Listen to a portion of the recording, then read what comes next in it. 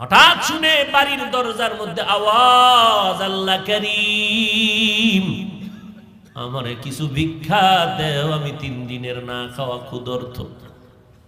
স্ত্রী ডাক দিয়ে কয়, স্বামী আমার একটু রেস্টে পড়ে যাও, ভিক্ষুকের বিদায় দাও, লোকটা অসহায়।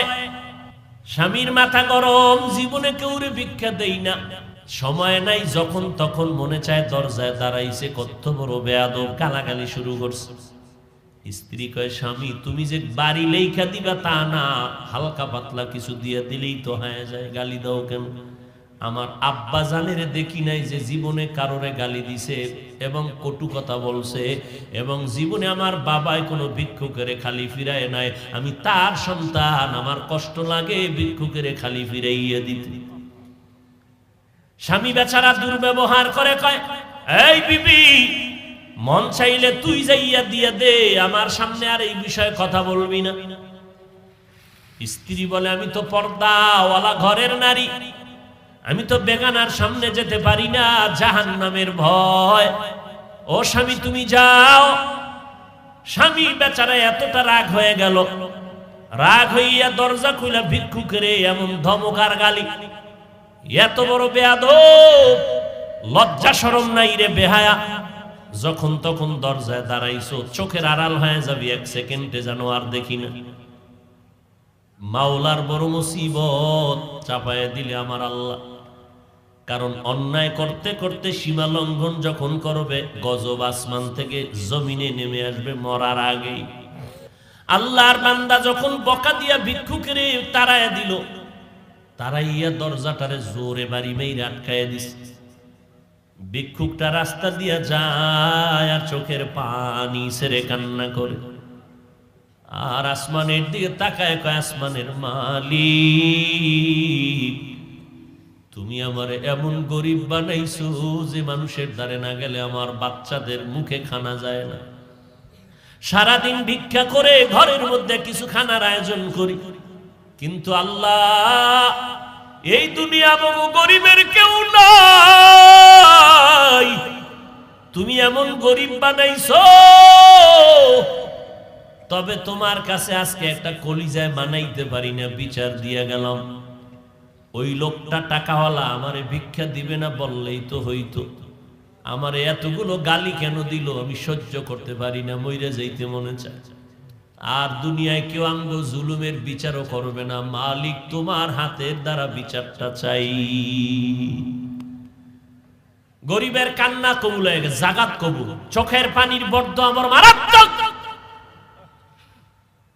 চোখের পানির বর্দ বড় মারাত্মক। বড় বড় বড় বড়রা কেন এত বিপদে পড়ে, কোন গরিবের জানি কান্দাইছে। চোখের পানির বর্দা জাগায় কবুল হয়ে যায়, আর সে আজিমে মাঝখানে পর্দা থাকে না, এবং কবুল হওয়া মাত্র গজব শুরু হয়ে যায়। আল্লাহর বান্দা কান্না করেছে, ঘরের মধ্যে তুমুল ঝগড়া শুরু হয়েছে। এবার স্ত্রীকে ডাক দিয়ে তর্কে তর্কে তর্কে তর্কে, স্বামী বেচারা গরম, ব্যবহারের কোনো আদব নাই, ধমক দিয়া কয়, আমার ঘর থেকে বের হয়ে যাও, আর আমার ঘরে থাকবি না, আমার ভাত তোর জন্য হারাম করে দিলাম, তালাক দিয়ে দিলাম। নিয়ামত আল্লাহ দিছে, লাথি মেরে সেই নিয়ামতের তাড়ায় দিছে। আমার আল্লাহর ওয়াদা, ওয়ালা ইন কাফারতুম ইন্না আযাবি লাশাদীদ, গাদ্দারি করবি, কঠিন শাস্তির মুখে পড়তে হবে। কপাল থেকে নেককারিনী মহিলা তালাক দিয়ে দিল, কপাল খারাপ। আল্লাহর বান্দি চোখের পানি ছেড়ে কান্না শুরু করলেন, কারণ জাতের মাইয়া যারা, জাতের অজাতের না, জাতের যারা মাইয়া, এরা টাকার দিকে তাকায় না, সম্মান আর ইজ্জতের দিকে বড় নজর করে। আমি জাতের মেয়ে, জীবনে কলঙ্ক আসবে কেন, স্বামী খারাপ পাই ভালো পাই, জীবনে আমার স্বামী হবে একজন আর কেউ না। কলঙ্কের বোঝা নিতে চাই না, কে তার কান্না থামাবে? বাধ্য হইয়া আল্লাহর বান্দি কান্না করে করে করে করে বাবার বাড়ি চলে গেল। ও বাবা, আমার কপাল খারাপ, আমার স্বামী আমারে বিদায় করে দিয়েছে। বিয়ার বর হতে আজ পর্যন্ত স্বামীর খেদমতে কোনো ত্রুটি করি নাই, কিন্তু এক গরিব ভিক্ষুকের সুপারিশ করতে গিয়ে আজ আমার তালাকের স্লোগান চলে আসে। বাবাও বড় ভালো সন্তান, কন্যাকে সান্ত্বনা দিয়া কয় ধৈর্য ধারণ কর, কোরআন তেলাওয়াত কর, মালিকের ফয়সালার অপেক্ষায় থাক। দীর্ঘ 1 বছর আল্লাহর বান্দি ঘরের মধ্যে পর্দা রক্ষা করে, কোরআন তেলাওয়াত করে, আর মাওলার দরবারে যায় নামাজে কান্দে। আল্লাহ, চাইছিলাম স্বামীটারে আমি হেদায়েতের পথে নিব, পারলাম না, কপালে নাই। আল্লাহ, তুমি এমন একজন স্বামী যদি আমারে কপালে রাখো, যেই স্বামী দিনদার হবে, একটা দিনদার স্বামী মিলায় দাও। দীর্ঘ 1 বছর পরে বিয়া হয়ে গেল, একজন দিনদার স্বামী পাইল। যদিও টাকা নাই, বাড়ি নাই, গরিব, কিন্তু আমার মাওলার বড় আশে। স্ত্রীর ওযুর পানিটা আগাইয়া দেয় আল্লাহ, স্ত্রীর গোসলের পানি আগায় দেয়, বাথরুমটা নিজে ধুইয়া দেয়, খানার প্লেটে গিয়া খেদমত করে, রান্নাঘরে গিয়া খেদমত করে। আল্লাহ, আমার মায়ার নবীর কেমন আদর্শ। আম্মা জান আয়েশা বলে, পাক করতেছি, নবী আয়েশা খেদমত করে, তরকারি আগায় দেয়। নবী একদিন বাজার থেকে রান্নার মাল কিনা নিজে হাতে কইরা নিয়ে যায়। একজন সাহাবী দৌড়ে কয়, নবী আপনি তো রহমতুল লিল আলামিন, আপনি কেন নিবে? ডাক দিয়ে কয়, সাহাবী, দায়িত্ব আমার, আমাকে পালন করার সুযোগ দাও। আমার দায়িত্ব পালন করতে হবে, আমি রহমতের নবী। এরে নবীর উম্মত, স্বামী এখন নামাজের আগে স্ত্রী কয় নামাজ পড়বা, রান্না বাড়ি বন্ধ। এক বেলার নামাজও যেন টাইমের থেকে উল্টা পাল্টা না হয়। নামাজ পড়বা, এরপরে রান্না হলে হলো, না হলে নাই। খাইয়া দেয়া বড় শান্তিতে, মরিচ দিয়ে খাইয়াও বড় কলিজায় শান্তি। এবার আমার মাওলা কিছু আপন বান্দাদেরকেও মহাপরীক্ষায় ফালায়। এবার আল্লাহর পরীক্ষা শুরু হয়ে গেল। একদিনের ঘটনা, হঠাৎ দুপুর বেলা খানা খাইয়া স্বামী আর স্ত্রী রেস্টে যাবে, কথাবার্তা বলতেছে নির্জন ছোট ঘরের মধ্যে। আল্লাহর পরীক্ষা, দরজার সামনে আওয়াজ, একজন ভিক্ষুক ডাক দিছি, আমি ভিক্ষার জন্য আসছি, আমারে একটু ভিক্ষা দাও, আমি বড় ক্ষুধার্ত। আল্লাহর বান্দি চিন্তায় পড়ে গেল, সেই আগের পরীক্ষা না জানি শুরু হয়ে গেছে। আল্লাহর বান্দি এবার স্বামীকে বলবে দূরের কথা, স্বামী লাফ দিয়ে উঠে কয়, বিবি, এমন একটা টাইমে ভিক্ষুক আমার দরজায় দাঁড়াইছে, খানার টাইম, ভিক্ষা দিব পরের কথা, দেখো কিছু খানা দেওয়া যায়নি। ওই নিমক হারাম টাকাওয়ালারা গরিবের লাথি মারতে চিন্তাও করে না। অথচ মদিনার নবী বলেন, গরিবেরা ধনী লোকের 500 বছর আগে জান্নাতে চলে যাবে। আল্লাহর বান্দা বলে, বিবি দেখো। এবার স্বামী বেচারা দরজা খুলে দেখে ভিক্ষুক, বৃদ্ধ মানুষ, হাঁটতে বড় কষ্ট হয়। বলে, আসেন, খাইছেন নি? কয়, খাই নেই। ঘরের দরজা খুইলা সামনে বসাইছেন একটা পাটির মধ্যে। ঘরে গেলেন, বিবি তাড়াতাড়ি কিছু দাও খানার জন্য। খানা দানা তেমন নাই, যা কিছু আছে দিয়ে তরকারি দিয়ে খানা দিল। আল্লাহর বান্দা খানা দিলেন। ভিক্ষুক ঘরের সামনে বসে বসে খানা খায়। হঠাৎ ঘরের মধ্যে আল্লাহর বান্দির নজর একটা পড়ে গেল ওই ভিক্ষুকের চেহারার মধ্যে। আল্লাহর বান্দি মহিলা ভিক্ষুকের চেহারায় অনিচ্ছায় নজর পড়ার পরে কেমন যেন শরীরের মধ্যে একটা কম্পন শুরু হয়ে গেল। মহিলা ঘরের মধ্যে গিয়া বালিশ চোখের সামনে নিয়ে কাপড় দিয়া চেপে কান্না করে। স্বামী ডাক দিয়ে কয়, বিবি তুমি কেন কান্না করো? বলে, আল্লাহর কুদরত দেখে কান্না করি। বলে, কি আল্লাহর কুদরত? বলে, ও স্বামী তুমি জানো না, যেই ভিক্ষুকটারে তুমি খানা দিয়েছো, এই ভিক্ষুকটার চেহারায় আমার নজর পড়েছে। আমার মনে সন্দেহ জাগতেছে, যেই লোকটা সামনের দরজায় বসা ভিক্ষার থালা নিয়ে আসছে, আমার কেনই যেন মনে হয় আমার আগের স্বামীর চেহারার মতো দেখা যায়। এবার স্বামী বেচারা চোখের পানি ছেড়ে কান্না করে, বিবি গোপন রাখতে চাইছিলাম, বলতে চাইছিলাম না, যেহেতু তুমি ধরেই ফেলেছো শুনে নাও, মাওলা কিন্তু সীমা লঙ্ঘন পছন্দ করেন না। তোমার মতো একটা নেককারিনী বিবি পাইয়া ওই স্বামী তোমার ঠিক আছে, তোমার মতো বিবি পাইয়া শুকর আদায় করে নাই, গাদ্দারি করেছে, জুলুম করেছে। আল্লাহ বেজার হয়েছে। বলো বিবি, তোমার ওই স্বামীর সাথে দূরত্ব কেন হয়েছিল? বলে একটা ভিক্ষুকের ভিক্ষাকে কেন্দ্র করিয়া আমার স্বামী গালাগালি করেছে, ভিক্ষা দেয় না, আমার আল্লাহ বেজার, তালাক দিয়েছে।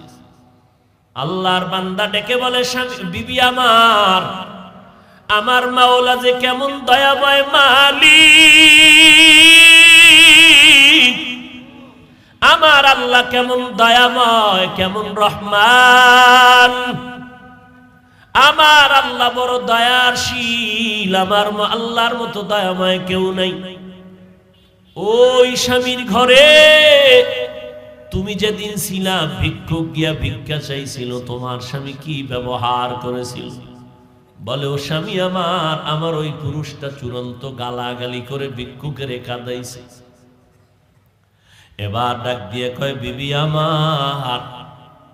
ওই দিন ভিক্ষুক ভিক্ষা চাইছিল, কিছু দিয়ে দিলেই তো হয় যায়, কিন্তু গাদ্দারি করার কারণে ভিক্ষুক এমন কান্না দিছে, আল্লাহ তাআলা ওই ভিক্ষুকের শুধু এখন ভিক্ষাই দেয় না, ভিক্ষা দেওয়ার আসল মালিকটা পর্যন্ত ভিক্ষুকের মাওলায় হাদিয়া দিছে। ওই দিনের ভিক্ষুক আর কেউ না, আমি স্বামী ছিলাম ওই দিনের ভিক্ষুক। আমি আমার মালিকের কাছে কান্না করার কারণে আজ আমারে আল্লাহ শুধু ভিক্ষাই দেয় নাই, আল্লাহ তাআলা ভিক্ষা দেওয়ার পুঁজি বড় মুক্তার দানা তোমাকে আল্লাহ আমারে হাদিয়া দিয়েছে। শুকরে নেমাত নেমাতাত আফজু কুনাত, কুফরে নেমাত আজকাফত বিরু কুনাত, হামদুলাকা শুকরে লাকায়া জুলমিনান, হাজিরিয়া নাজরি বরহালে মা। এর যুবক, বুড়া হওয়ার আগে যৌবনটারে বড় নেয়ামত মনে করিয়া কদর কর। বয়স হওয়ার আগেই তোর যৌবনটারে গুনাহ করিয়া নষ্ট করিস না রে বাবা। পায়ে হাত রেখে বলি, কয়দিন আর বাঁচবি? এই চিত্রাং নামের মহামারীতে যুবক মরিয়া গেল, গাছ পড়লো ঘরের উপরে, যুবকও মারা গেল, স্ত্রীও মারা গেল, কন্যাও মারা গেল। কয়দিন আর বাঁচবি রে যুবক? আজকে থেকে তওবা কর। আমার আল্লাহ শক্তি দিছে, শক্তিটারে দিনের কাজে লাগাও। আমি বলি না তুমি মাদ্রাসায় আসো, টুপি বড়, পাগড়ি বড়, আমগো মতো হুজুর হয়ে যাও, না, একবারও না। স্কুলে পড়ো আলহামদুলিল্লাহ, কলেজে পড়ো আলহামদুলিল্লাহ, চাকরি করো, ব্যবসা করো আলহামদুলিল্লাহ। তবে আমার মাওলার সাথে এতদিন যে গুনাহ করছো, আমার মাওলার থেকে দূরে সরছো, গাদ্দারি করছো, গুনাহ কইরা কইরা নিয়ামতের ঘুমটাকে নষ্ট করে, চেহারা নষ্ট করে ফেলছো। আজকে থেকে তওবা করে নেও, মা বাবার দোয়া নিয়ে চলবা, 5 বেলার নামাজ ছাড়বা না। তোমার মতো যুবক স্কুল কলেজে পড়ে, 5 বেলার নামাজি অভাব নাই, তুমি কেন পারবা না? তোমার মতো বান্দা কৃষি কাজ করে, নামাজ ছাড়ে না, ড্রাইভারি করে, নামাজ বাদ দেয় না, তুমি কেন পারো না রে বাবা? আল্লাহর ধরাটাকে তুমি স্বাভাবিক মনে করছো, আল্লাহর কোরআনটাকে মিথ্যা মনে করেছো। আমার আল্লাহর ধরা বড় কঠিন, আমার আল্লাহর কথা সত্য, সব কোরআনে বয়ান আছে। কি অন্যায় করলে কি শাস্তি হবে আল্লাহ সব বলে দিয়েছেন। আজকে তুমি বাহাদুরের মতো চলো না, যেদিন সাদা কাপড়ে ডুববা সব বাহাদুরি বন্ধ হয়ে যাবে। অন্ধকার কবরে গেলে ওই সময় বুঝবা অন্যায় করার কেমন স্বাদ। অতএব আল্লাহর কোরআন সত্য মনে করিয়া, নবীর কথা সত্য মনে করে, ওলামায়ে কেরামের কথা সত্য মনে করিয়া আল্লাহর কাছে তওবা করে নাও। মনটাকে বুঝাও রে মন, আমার মতো যুবক জীবনে মাদ্রাসায় পড়ে না, আলিফ বা তাও জানে না, স্কুল কলেজে পড়িয়াও যদি নামাজ পড়ে আমি কেন পারি না? কপাল আমার এত কেন খারাপ? আমার মতো বান্দা যদি ড্রাইভারি করে, র্যাব, আর্মি, পুলিশ, বিডিআর এর চাকরি করে, কোটি টাকার ব্যবসা করে, নামাজ পড়ে আমি কেন পারি না? এরে আম্মা জানেন, আপনার মতো বহু মা এখনো এই এলাকার মধ্যে আছে, 5 বেলার নামাজ পড়ে, রাতে তাহাজ্জুদের নামাজও পড়ে, পর্দা করে, হালাল খায়, বেপর্দায় কোথাও যায় না। ও আম্মা জান, আজকে সময় আছে, তওবা করে নেন। বৃদ্ধ বাবাজিরা, আল্লাহর কাছে তওবা করেন। কয়দিন আর বাঁচবেন? মরণের আগে তওবা করে নেন। আজকে থেকে নামাজ ছাড়বেন না, বেপর্দায় চলবেন না, দাড়ি কাটবেন না, জবানের দ্বারা গীবত, শিকায়াত, গালাগালি করে গুনাহগার হবেন না, হাতের দ্বারা জুলুম করবেন না, মা বাবার দোয়া নিয়ে, ওলামায়ে কেরামের পরামর্শ নিয়ে আমল করবেন, 5 বেলার নামাজ পড়বেন। গলায় ছুরি আসলে মরে যাব, তারপরও নামাজ ছাড়ব না। তবে সবার কপালে তওবা নসিব হবে না। বন্ডদের বিরুদ্ধে গীবত হইলেও গীবত করবা ঈমান বাঁচাবার জন্য। আলেমরা বলবে তাদের নাম নিয়ে, এটা বললে গীবত হলেও সওয়াব।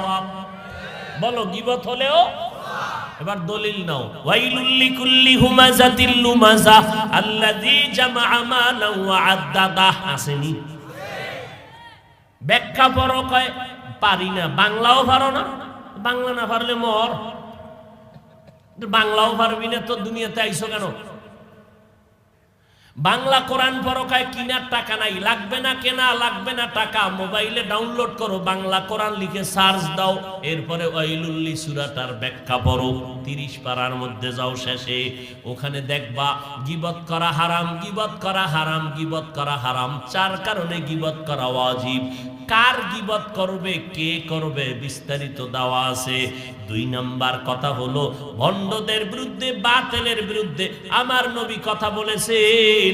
অতএব ভণ্ডদের বিরুদ্ধে কথা বলা হিংসা না, বরং মদিনাওয়ালা নবীর সুন্নাত। ভণ্ড বাতিলের বিরুদ্ধে কথা বলা হিংসা না সুন্নাত? আমার আল্লাহর কোরআন নিয়ে তুমি কলম দরবার, আমরা চুপ থাকবো না? এক মাওলানা ইসলামের ব্যানার লাগায় কয় কোরআন শরীফের মধ্যে জাল। কয় কেমন জাল? কয় হাদিসের থেকেও বেশি জাল। ঈমান আসেনি? আল্লাহ মাফ করে। অথচ ১৫০০ বছর পর্যন্ত কত বড় বড় বড় বড় বেঈমানেরা অপচেষ্টা করলো, কোরআনের ভুল পাওয়া যায়নি। আজ পর্যন্ত একটা ভুল কেউ বের করতে পারে নাই। বরং বহু বিধর্মীরা কোরআনের কাছে গিয়া মাথা নত করে মুসলমান হয়ে গেছে। কথা ঠিক নেই? এই সাউন্ড কমাও করে। এরে নবীর উম্মতের দল, বহু বিধর্মী ভুল পাইল না, বরং মাথা নত করে মুসলমান হয়ে গেল। কিন্তু কপাল আমাদের বাঙালিদের খারাপ। ১৫০০ বছর পর সোনার বাংলায় কোন পণ্ডিতের জন্ম হলো, যিনি ইসলামের ব্যানার লাগাইয়া মাওলানা, আমার মতো লঙ্গি পরা মাওলানা না, বড় দামি টাইটেলওয়ালা মাওলানা কয় কোরআনের মধ্যে জাল, কোরআনের মধ্যে ভেজাল। এই বয়ান যদি উম্মতের অন্তরে ঢুকে আর কোরআনের প্রতি ভক্তি থাকে, গলায় পাড়া দিয়ে জিজ্ঞেস করা লাগে, এই বয়ান পাবলিকের শুনেইছো কেন? বল, কি ইসলামের লাভ কি? জুমার আগে সুন্নত লাগবে না, এটা আম মানুষের বললে লাভ কি? ইসলামের লাভ কি? নবীরা ভুল করছেন, এই কথা উম্মতের শুনাইলে ইসলামের উপকার কি? উপকার টুপুকার বুঝি না, আমি মুরব্বী কইছে এটি করতে হবে। আল্লাহ হেদায়েত দান করুন। আরো জোরে বলেন। কষ্ট লাগতেছে না? হায় হায়, হিংসা না রে বাবা, পায়ে হাত রেখে বলছি, মুমিন ঈমান বাঁচাবার জন্য। আসলে যদি হিংসা নিয়ে চলতাম, হ্যাঁ, একেবারে যে আমি দুধের ধোয়া তা না, কান ধরে টান দিলে মাথা চলে আসে। হয়তো আমি অন্যায় করিনি একটু, আর একজনে করছে তাল, ওই তালের বাড়িতে আমার মাথায় বাড়ি। আমি একজনারে কিছু বলি নাই, লেখি নাই, আমার পাশের এক জাতি ভাই লেখছে তো কওমি ঘরানার, এই জন্য সব কওমিদের উপরে বদনাম। যদি হিংসাই আমি হাফিজুর রহমান করতাম, পৃথিবীতে আসার পর থেকে সময় যখন টুপি লাগাইছি আজও পর্যন্ত সেই টুপি পাস করলি, জীবনে অন্য টুপি মাথায় পড়ি নাই। 10-15 বছর আগে কুমিল্লা এক জায়গায় বয়ানে গেলাম, একটা থানা প্রপারে বয়ান, আলিয়া মাদ্রাসার মাঠ।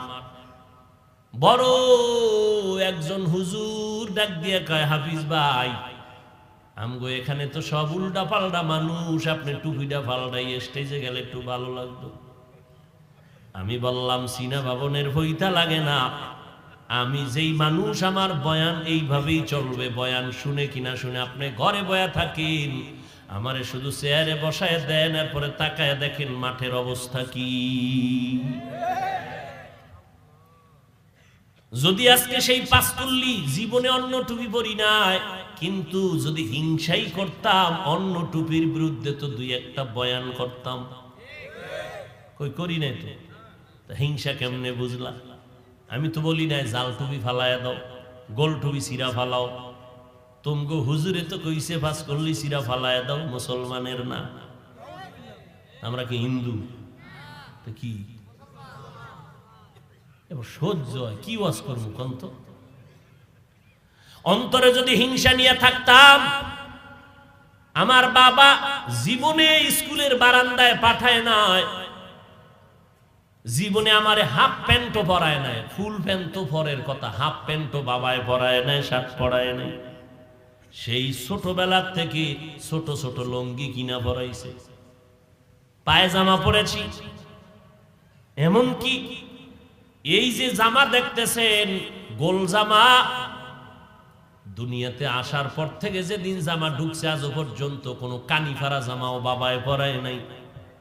আমি ফতুয়া দিচ্ছি না, আমার বাবার আদর্শের বয়ান শোনাচ্ছি। কিন্তু কোনদিন তো অন্য টুপির বিরুদ্ধে বলি নাই, অন্য পোশাকের বিরুদ্ধে বলি নাই, তো হিংসা কেমনে বুঝলা?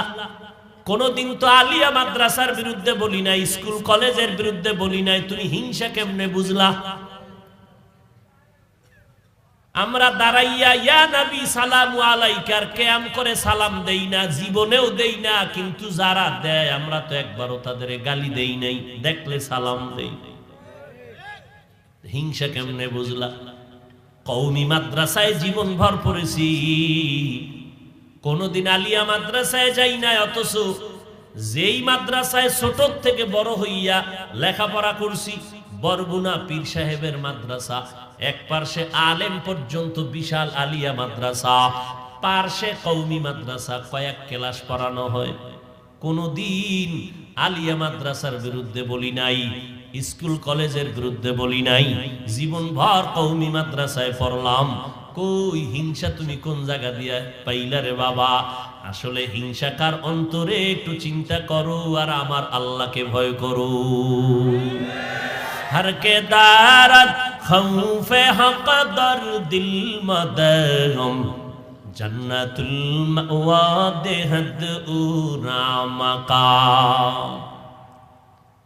তোমরা আবু হানিফাকে পর্যন্ত মুশরিক বলেছো, কিন্তু আমরা ডাক্তার জাকির নায়ক সাহেব নিয়ে এই আহলে হাদিস লাইনে যারা আছে কোনদিন একটা নাম ব্যঙ্গ করেও উচ্চারণ করি না, গালি তো বরের কথা। কিন্তু ডাক্তার জাকির সাহেব যখন এক পর্যায়ে মাযহাবের পক্ষে বয়ান দিল, তখন আবার তার ভক্তরা তার বিরুদ্ধে চলে গেল। আমরা কোনোদিন খারাপও বলি নাই, আমরা কোনোদিন অশালীন কথা বলি নাই, এবং এখনো বলি না, কারণ ওই লোকটা খারাপ না, তার চলাফেরার আদর্শ খারাপ হতে পারে, কিন্তু মানুষটা খারাপ বলার কোনো উপায় নাই। মানুষের প্রতি মানুষের মোহাব্বত তৈরি হয় কোথায় বলতে পারবেন? মোহাব্বত ভালোবাসা তৈরি হয় কোথায় বলতে পারবেন? পারবেন না?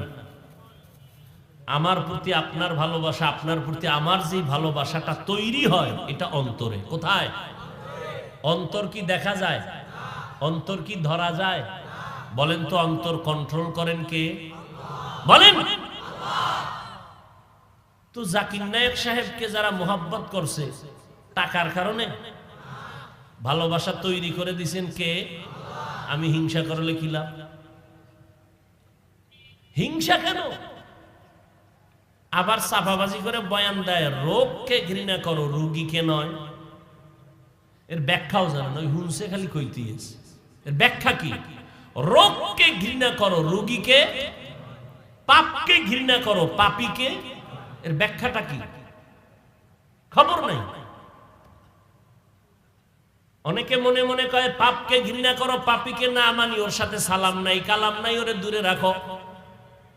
হাকিমুল উম্মত, উম্মতের রুহের ডাক্তার আশরাফ আলী থানভী বলেন, পাপকে ঘৃণা করো, পাপীকে না, তার মানে হলো বান্দা তুমি আগে যদি বান্দার কাছে 2 বার যাইতে, এখন ডেলি 5 বার যাও। মোহাব্বত বাড়াও, টাকা দাও, ঔষধ লাগলে দাও, তারে এমন মোহাব্বত দাও যেন তোমার মোহাব্বতের ছোঁয়া পাইয়া রোগ দূরে সইরা যায়। আর আমরা কাছেই যাইতে চাই না, বরং বেশি বেশি কাছে যাও। তোমার রং যখন তার কলিজায় লাগবে তখন তার রোগ মুক্ত হয়ে যাবে। লা ইন শাকারতুম লা আযীদান্নাকুম ওয়া লা ইন কাফারতুম ইন্না আযাবী লাশাদীদ। উদেকা মুনাজাত দিয়ালামুনি। কারো জ্যৈষ্ঠ মাস, কারো সর্বনাশ। কেউ জ্যৈষ্ঠ মাসে আম কাঁঠাল দুধ দিয়ে ভাত খায়, আর কেউ বাথরুমে বয়ে দিন কাটায়। বুঝেননি কিছু? কপাল, কপাল, এটি কপাল। এর নাম কি? কপাল। সব কিছু হয় না, আল্লাহ কপালে লিখতে হবে তো, কপালে থাকতে হবে তো। মাওলায় চাইলে হিরো বান্দা জিরো হয়ে যায়, মাওলায় চাইলে জিরো থেকে হিরো হয়ে যায়। সম্মান দেয়ার মালিককে না আপনার আব্বায়, সরকার। সম্মান দেয়ার মালিক আমার আল্লাহ। আল্লাহ যদি কাউরে সম্মান দেয় কোনো যোগ্যতা লাগে না। আমার আল্লাহ পাক গোবরের মধ্যেও পদ্ম ফুল ফুটায় দেয়।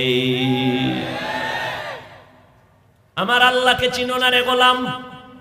নেয়ামতের শুকর আদায় করো। ও পর্দার আড়ালের আম্মা জানেরা, আসেনি? কথা কয় না, কই আছে? ঘুমায়? অঝুমতে আইসেনি এলাকার আম্মা জানেরা? আম্মা জানেরা ও শুনবে কি? রাস্তা বন্ধ কইরা কইরা কইরা কইরা কইরা কইরা বিদেশি বন্ধুদের খেলা দেখতেছে, কলিজা ঠান্ডা করে। বড় বড় হজের সওয়াব। কি ঠিক? হজের সওয়াব।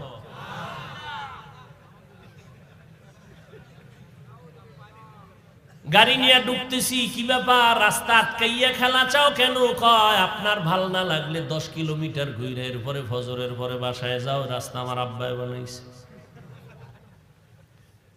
মদিনার ইসলাম কয় মানুষের চলাচলের পথকে ব্যাহত করে আটকাইয়া কোনো কাজ করবি, আমার আল্লাহ তোরে লানত দিবে। সারা রাত ঘুম নাই, নামাজ নাই, রোজা নাই, পর্দা নাই, এমন জোরে এক একটা গুলকির গোলের আওয়াজে চিৎকার দেয়। চিৎকারের কারণে বিল্ডিং এর মধ্যে, ঘরের মধ্যে ঘুমের বাচ্চা লাফ দিয়া ভয়ে উঠে যায়। ঘুমান্ত মানুষ ভয় পায়, ওখানে কি হইলো? ডাকাত আইলো না চোর আইলো? খবর নাই। কে বলবে এই কথা? যারে দিয়া ভূত সারামু তারেই যদি ভূতে পায় তো উপায় কি? जिंदगी में बंदगी तू करना है, जिंदगी में बंदगी तू करना है, जिंदगी बे बंदगी शर्मिंदा है, जिंदगी बे बंदगी शर्मिंदा है। दुनिया में हो दुनिया का ताल्लुबगार ना हो, बाजार से गुजर हो खरीदार ना हो। दुनिया में हो दुनिया का ताल्लुबगार ना हो, बाजार से गुजर हो खरीदार ना हो। ये दुनिया एक मिसल कागज फूल है, ये दुनिया एक मिसल कागज फूल है। जिंदगी में बंदगी तू करना है, जिंदगी में बंदगी तू करना है। जिंदगी बे बंदगी शर्मिंदा है, जिंदगी बे बंदगी शर्मिंदा है।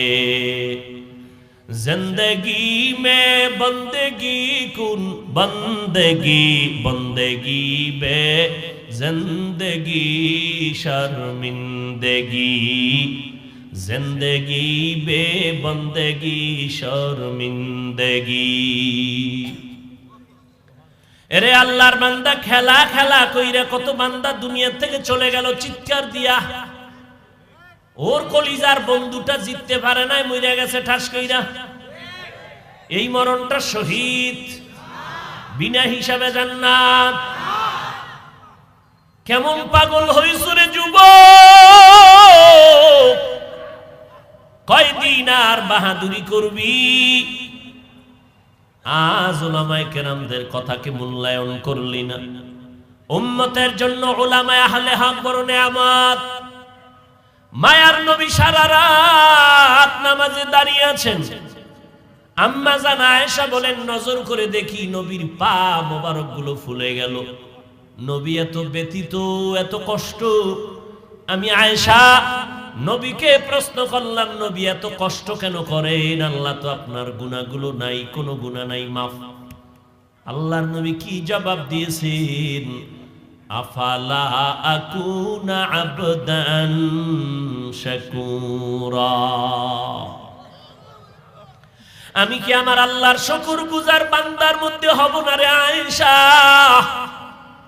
যেই আল্লাহ আমাকে অনেক অনেক কিছু দিয়েছেন, আমি আল্লাহকে কি কিছু দিব না? যেই আল্লাহ তোমাকে আমাকে বাড়ির মালিক বানাইছেন, গাড়ির মালিক বানাইছেন, যে আল্লাহ এত সুন্দর সম্মানের চেয়ারে বসাইছেন, সে আল্লাহরে তুমি আমি কি দিয়েছি? তোমার আমার গুনার খবর যদি জানতো, কেউ সম্মান করত না, সালাম দিত না। আল্লাহ গোপন পর্দা লাগাইয়া দিছেন। আল্লাহ এত সুন্দর কণ্ঠদান করেছেন, যদি হিসাব নেয় বান্দা কি জবাব দিব? এই যুবকেরা সারা রাত মোবাইলের স্ক্রিনে তাকাইয়া যেই চোখ দুইটা দিয়া তুই গুনার কাজ করো, গুনাহের দর্শন করো, আমার মাওলায় যদি তোরে অন্ধ বানাইতেন, বল কেমনে তুই মোবাইলে গান শুনতি আর দেখতি? সায়েদাবাদ বাস টার্মিনালে যা, কত অন্ধ লাঠি হাতে নিয়া চোখের পানি ছেড়ে গাড়িতে উঠিয়া কয়, ও যাত্রী ভাইরা, তোমরা চট্টগ্রাম যাও, সিলেট যাও, বরিশাল যাও, আমি অন্ধ মানুষ, তোমরা আসমান দেখো, জমিন দেখো, মানুষ দেখো, আমি কিছুই দেখতে পারি না। আমারে আল্লাহ অন্ধ বানাইছে, আমি বুঝি চোখের কত বড় মূল্য। আমারে তোমাদের দয়া হলে একটু যাত্রা পথে আমারে 2-1 টাকা দাও, তোমরা যদি আমারে 2-1 টাকা দাও, আমি এই টাকা নিয়ে সন্ধ্যাবেলা কিছু ডাল চাল নিয়ে ঘরে যাব। আমার ঘরে স্ত্রী আছে, আমার 2টা সন্তান আছে, ওদের পেটে ক্ষুধা, খানা পায় না সারাদিন। আমি তোমাদের টাকা নিয়ে ডাল ভাত দিব আমার বাচ্চাগুলো রে। যখন সন্ধ্যাবেলা ভিক্ষার টাকা নিয়ে কিছু সদয় করে দোকান থেকে ঘরে যাই, আমার বাচ্চা 2টা ঘর থেকে দৌড়াইয়া বের হয়ে আসে। আইসা 2টা বাচ্চা 2 দিক দিয়ে আমাকে আঞ্জা করে ধরে, কয় আব্বু মজা দাও, মজা দাও। আমি অন্ধ মানুষ, 2 পকেট থেকে 2টা চকলেট বের করে আমার সন্তানের হাতে 2টা দিয়ে দেই। সন্তান 2টা 2 যুগ দিয়া গলা জড়ায় কয়, চুমা খায় আর কয় আব্বু তুমি কত ভালো, তুমি কত সুন্দর। আমি বাচ্চা দুটোরে কোলে জড়ায় কান্না করি আর বলি, ও মালিক, আমার সন্তানগুলো আমারে দেখে আর বলে আমি নাকি অনেক সুন্দর, কিন্তু আজও পর্যন্ত আমি দেখতে পারলাম না আমার কলিজার সন্তানগুলো কত সুন্দর। তুমি আমারে অন্ধ বানাইছো। এ যুবকেরা, দুনিয়াতে ভালো হইয়া আসছে, কিন্তু অনেক মানুষ অসুস্থ হইয়া অন্ধ হয়ে গেছে। তোর অন্তরে কি ভয় লাগে না? আল্লাহ যদি তোর চোখের পাওয়ার নিয়ে যায়, জীবনে কোনো ডাক্তার আর পাওয়ার ফিরায় দিতে পারবে না। আজকে গুনাহ করতে করতে তোর চেহারাটা আয়নার কাছে নিয়ে দেখ, তোর চেহারার মধ্যে কোনো লাবণ্যতা নাই, কোনো উজ্জ্বলতা নাই। এই পর্দার আড়ালের আম্মা জানেরা, মাওলার নিয়ামতের শুকর আদায় করি ওরে মা। ভালো স্বামী যদি পাও তোমার নিয়ামত। কত মা বিয়ার 10 বছর হলো সন্তান পায় না, কত তাবিজ তদবিরের জন্য দৌড়ায়। এরে আম্মা জান, সন্তান পাইয়া যদি মানুষ বানাইতে না পারেন, কপাল বড় খারাপ। এরে মা, মদিনার নবী আপনাদের কত মর্যাদা দান করেছেন। একটা পুরুষের জন্য নেককারিনী মহিলা বড় নেয়ামত, একজন নারীর জন্য নেককার স্বামী বড় নেয়ামত, মা বাবার জন্য নেককার সন্তান বড় নেয়ামত। দুনিয়াতেও বাদশা, পরকালেও বাদশা। এরে আম্মা জান, আপনারা নবীদের মা, সাহাবায়ে কেরামের মা, আউলিয়ায়ে কেরামের মা, আপনারা খাজা মুঈনুদ্দিনের মা, দুনিয়ার বড় বড় বড় বড় আদর্শ সন্তানের মা। আপনাদের এত দাম। আয়েশা রাদিয়াল্লাহু আনহার মতো নারী, আপনারা খাদিজা রাদিয়াল্লাহু আনহার মতো নারী, আপনারা ফাতেমা রাদিয়াল্লাহু আনহার মতো নারী। ও আম্মা জান, ইমাম গজালি রহমাতুল্লাহ আলাইহি বলেন, সন্তানের জন্য প্রত্যেক ঘরের মা হলো প্রাথমিক শিক্ষিকা। কারণ সন্তান বাবার তুলনায় মাকে ফলো করে চলে বেশি, সন্তান বাবার তুলনায় মায়ের কাছে সময় ব্যয় করে বেশি। এই জন্য বাবার তুলনায় মাকে আদর্শ ঠিক রাখিয়া চলতে হবে। মার আদর্শের কারণে সন্তানগুলো ভালো হয়ে যাবে। এরে আম্মা জান, এখনো সময় আছে, তওবা করে ভালো হবেন। আপনার সন্তানকে আমি বলি না হাফেজে কোরআন বানাবেন, আপনার সন্তানকে বড় আলেম বানাইবেন, এত চাপ দিয়া আমি বলি না। এটা আপনার ইখতিয়ার, বানাইবেন কিনা। কিন্তু আমি অনুরোধ করব রে মা, আপনার সন্তান ডাক্তার হবে, আলহামদুলিল্লাহ, দোয়া করি। আপনার সন্তান ইঞ্জিনিয়ার বানাবেন, আলহামদুলিল্লাহ, দোয়া করি। আপনার সন্তান ডাক্তার হবে, ইঞ্জিনিয়ার হবে, প্রফেসর হবে, আপনি বানাইবেন, আমি দোয়া করি। বানান, তবে বেয়াদবি যেন না হয়। আপনার সন্তানকে ডাক্তার বানাবেন, তবে বেয়াদবি বানাবেন না। ইঞ্জিনিয়ার বানাবেন, তবে বেয়াদব বানাবেন না। আপনার সন্তান ডাক্তারি করবে, সন্তানের ব্যবহারে যেন মানুষ কষ্ট না পায়, সন্তানের কথায় যেন আলেম ওলামার কলিজায় ব্যথা না যায়, সন্তানের ব্যবহারে যেন মা বাবার অন্তরে কষ্ট না যায়। আদর্শ সন্তান বানায় যান। মরিয়া গেল, সন্তান কোরআন শিখবে, কোরআন পড়বে, দোয়া করবে। অতএব ডাক্তার পড়তে গেলে কোরআন পড়া যাবে না, এটা হতেই পারে না। ইঞ্জিনিয়ারিং পড়াইতে গেলে যে কোরআন শিখতে পারবে না, এটা হতেই পারে না। 1 ঘন্টা ফজরের নামাজের পরে অথবা ঘুমের আগে এশার নামাজের পর ইমাম সাহেবের কাছে সন্তানের পাঠাইয়া কোরআনটা শিখায় নেন। এটা কত সহজ। এরপরে ডাক্তার হবে আলহামদুলিল্লাহ, ডিসিএসপি আইজি হবে আলহামদুলিল্লাহ, এমপি মন্ত্রী হবে আলহামদুলিল্লাহ। আপনি মরিয়াও যদি যান, সন্তান ডিসির চেয়ারে বসিয়াও কোরআন পড়ে মায়ের জন্য দোয়া করবে। এজন্য আল্লাহর নবী বলেন, আদ-দুনিয়া কুল্লুহা মাতা ওয়া খায়রু মাতা'id দুনিয়া লিমরাতুস সালিহা। দুনিয়ায় যা কিছু আছে সব হলো সম্পদ, আর এই সম্পদের মধ্যে দামি সম্পদ হলো নেককারিনী নারী। এই আম্মা জান, ও এলাকার মুসলমান, যারা 5 বেলার নামাজ পড়নেওয়ালা একটা স্ত্রী ঘরে পাইছেন, সেজদায় পড়ে দোয়া করেন, শুকর আদায় করেন, আপনার মতো ভাগ্যবান পুরুষ এই জমিন। এরে আল্লাহর বান্দারা, কিন্তু কপাল খারাপ, মাওলায় অনেক সময় অনেকের নেয়ামত দেয় পরীক্ষার জন্য, বান্দা পরীক্ষায় নেয়ামত ধরে রাখতে পারে না, বরং পাইয়া আরো গাদ্দারি করে। গরিবী হালাতে খুবই মাওলারে ডাকছে, মাওলায় যখন টাকা দিছে মাওলারে ভুলে গেছে। আছে না নাই? আরে আল্লাহর বান্দা, যখন তোমারে কেউ চিনত না, তুমি অত্যন্ত দুর্বল, এখন তোমারে আল্লাহ পাক চেয়ারম্যান বানাইছে, মেম্বার বানাইছে, ভালো আলেম বানাইছে, মাদ্রাসার বড় ওস্তাদ বানাইছে, কিন্তু এখন তোমার ব্যবহার শুনলে মানুষ কষ্ট পায়। তোমার জবানে এখন মিষ্টি নাই, শুধু আঘাত আর আঘাত। আল্লাহর বান্দাকে আমার আল্লাহ একটা নেককারিনী মহিলা দান করছেন স্ত্রী রূপে, কিন্তু লোকটা বড় গাদ্দার, ভালো স্ত্রী পাইয়া নিয়ামত ধরে রাখতে পারে নাই। ওই আল্লাহর বান্দি ভালো বাবার সন্তান, ঘরে আসছে 5 বেলার নামাজ, 1 বেলার নামাজও বন্ধ নাই। স্বামী নামাজ পড়ে না, কিন্তু স্ত্রী নামাজ পড়ে, ঘরের মধ্যে সব সময় ওযুর সাথে থাকে। আল্লাহর বান্দি ঘরের মধ্যে যতবার খানা পাকায় বিনা ওযুতে পাকায় না, ঘরে থাকে ঘুমের টাইম ছাড়া মাথার ওড়না পরে না। আল্লাহরে ভাবা এত সহজ, বড় কঠিন রে বাবা। কয়জন আল্লাহর আশেক দাঁড়ায় বলবেন, আমার ঘরের স্ত্রী ওযু ছাড়া রান্না করে না, আমার ঘরের মহিলা মাথার কাপড় কখনো ফালায় না।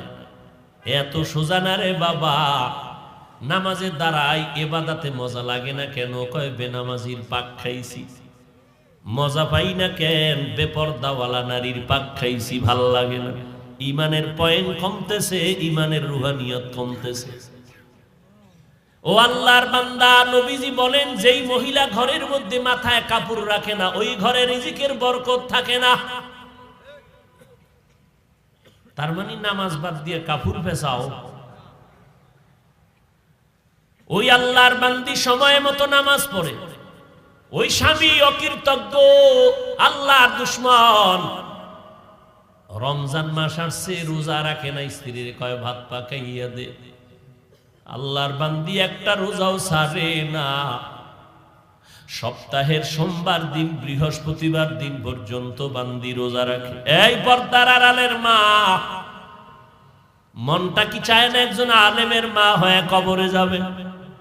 আপনার সন্তান আপনার জানাজার ইমামতি করবে, আপনার সন্তানের পেছনে মানুষ দৌড়াইবে, দোয়ার জন্য লাইনে দাঁড়াবে। এরে আম্মা জান, কয়দিন আর স্বামীর টাকা নিয়ে মার্কেটে বাহাদুরের মতো ঘুরবেন, বেগানার মতো ঘুরবেন? সাদা কাফনের যেদিন প্যাকেট হয়ে যাবেন, ওই দিন টের পাইবেন সন্তান কই গেল, টাকা পয়সা কই গেল।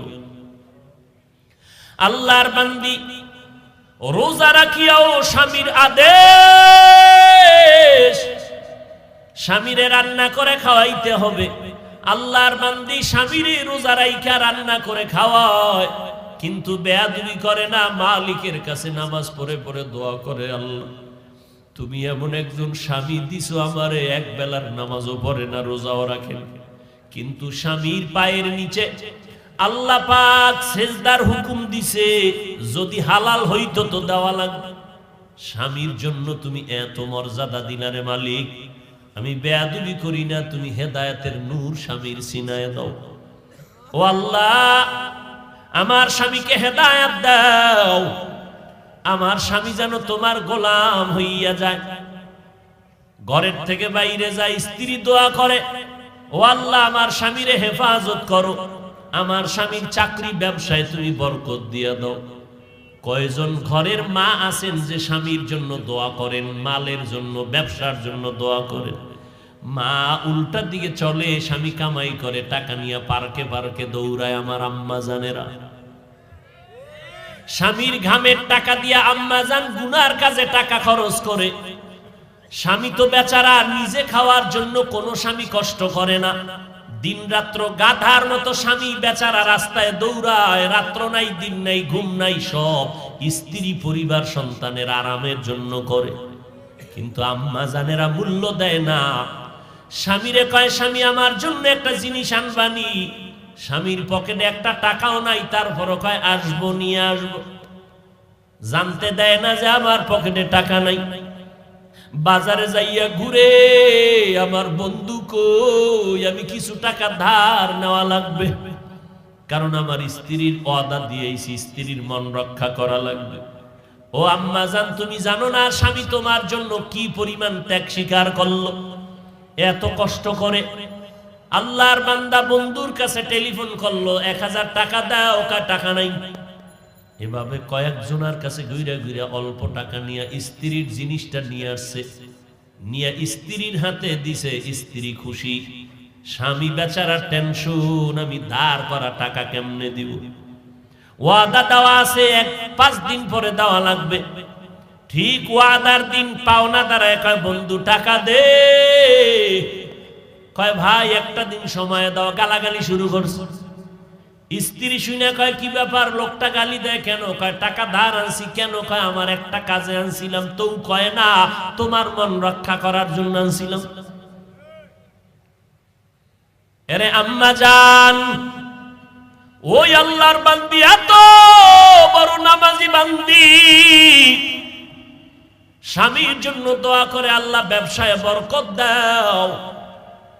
কিন্তু অকৃতজ্ঞ বেঈমান একটা নেককারিনী স্ত্রী পাইয়া শুকর আদায় করলো না, কপাল বড় খারাপ। মাওলায় দিছিলেন দয়া কইরা একটা ভালো মহিলা, কিন্তু ধইরা রাখতে পারে নাই নিমক হারামে। আমার নবীকে 13 বছর দেখলো, বয়ান শুনলো, তারপর আবু জাহাল কালেমা পড়ে নাই।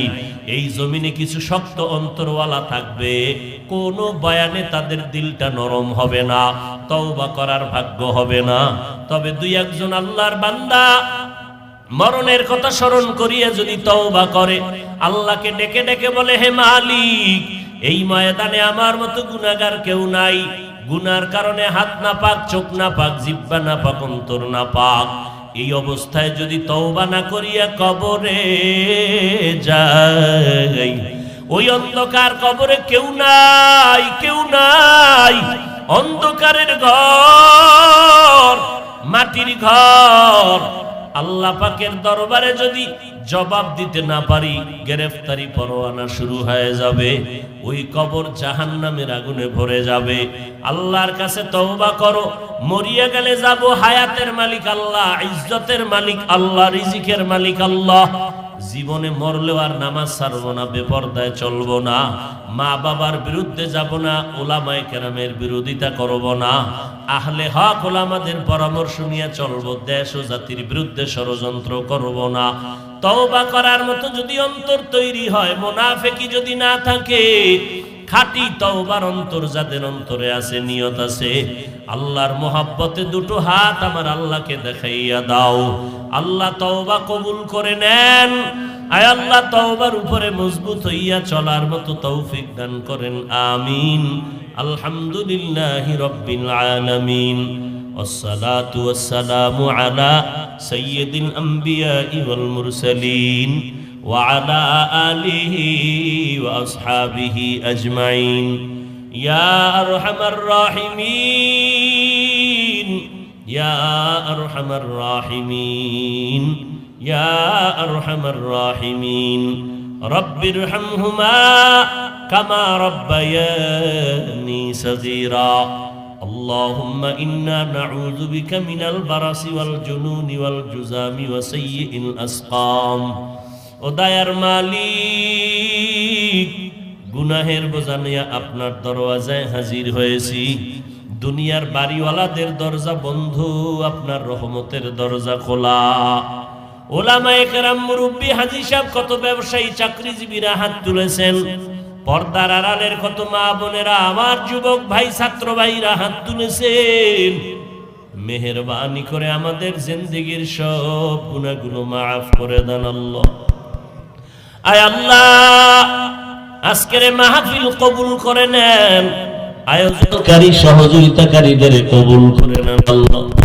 আয় আল্লাহ এলাকার ঘরে ঘরে শান্তি দান করেন আল্লাহ মা বোনদের আবেদা পর্দানিশী বানায় দেন সন্তানগুলো নেককার বানায় দেন সারা দুনিয়ার মানুষগুলো মাফ করে দেন মহামারী থেকে মুক্ত করে দেন আল্লাহ বাংলাদেশ শান্তির দেশ বানায় দেন প্রশাসনিকভাবে যারা কাজ করে দিনের খাদেম বানায় দেন সরকার থেকে সকল জনপ্রতিনিধিদেরকে দিনের খাদেম বানায় দেন আয় আল্লাহ ব্যবসা যারা করে চাকরি করে কামাই রুজিতে হালাল ভাবে বরকত বাড়ায় দেন হারাম থেকে হেফাজত করেন আল্লাহ অভাব দূর করেন ঋণ আদায়ের ব্যবস্থা করে দেন আয় আল্লাহ সমস্ত মাদ্রাসাগুলো কবুল করে নেন মসজিদগুলো কবুল করে নেন আয় আল্লাহ সমস্ত শিক্ষা প্রতিষ্ঠান নবীর আদর্শওয়ালা বানায় দেন রব্বুল আলামিন দিলের ন্যাক আশা পূরণ করে দেন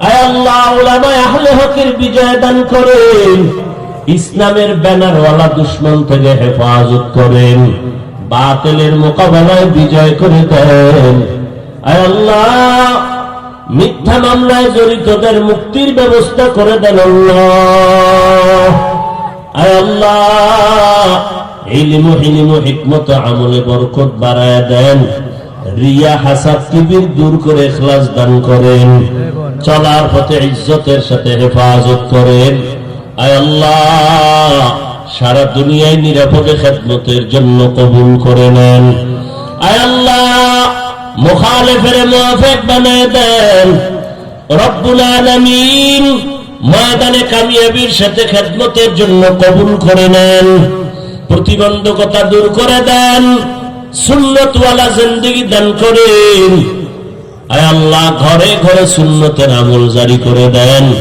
আয় আল্লাহ নবীজির রওজা বাইতুল্লাহ জিয়ারতের তৌফিক দান করেন আয় আল্লাহ সুস্থতার নিয়ামত বাড়ায় দেন আমরা যারা হাত তুলেছি জানি না কার মা নাই বাবা নাই অন্ধকার কবর থেকে দোয়ার অপেক্ষায় ছেড়ে সন্তান ওই মা বাবার চেহারাটাও কি মনে পড়ে না ওই মা বাবার জন্য কি মায়া হবে না ও মালিক জানি না এই ময়দানে কারা ইয়তীম বাবার আদর পায় না বাপ হারাইয়া মা হারায় বড় অসহায় গুনার কারণে দিলটা পাথর চোখে পানি নাই কান্নাওয়ালা চক্ষু দান করেন আল্লাহ কান্নাওয়ালা চক্ষু দান করেন ও সন্তানেরা যেই মা বাবা জীবন ভর তোমার আমার জন্য কেঁদে কেঁদে দোয়া করলেন